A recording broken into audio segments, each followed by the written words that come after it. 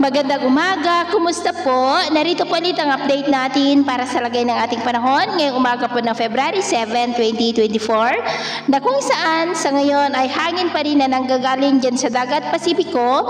Ang hangin po na umihip dito sa ating bansa, ang hanging amihan ay nandyan po ngayon sa may Taiwan at posibleng this weekend ay unti-unti na po nalalakas ang bugso nito patungo po dito sa ating bansa.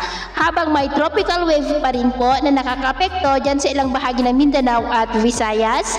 At ito naman ay pinapakita ng forecast model natin pong ginagamit.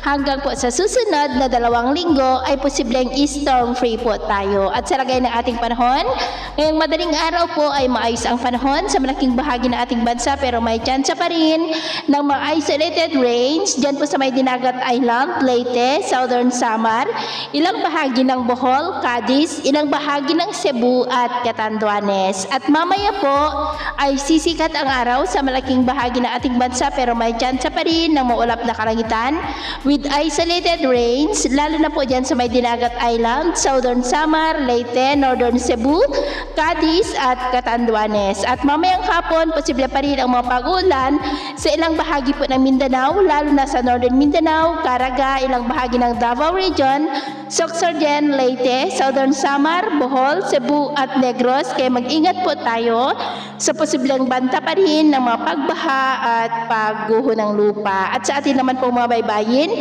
wala naman po tayong nakataasan ng gale warning signals pero iba yung pag-iingat lamang po kung papalaot tayo para mas makaiwas sa mga sakunang pangkaragatan. So yun po ng latest update natin sa araw na ito. Ako po muli si James na nagsasabing sa kahit anong pagsubok po na darating sa ating buhay, wag na wag po tayong mawawalan ng pag-asa. Thank you and God bless.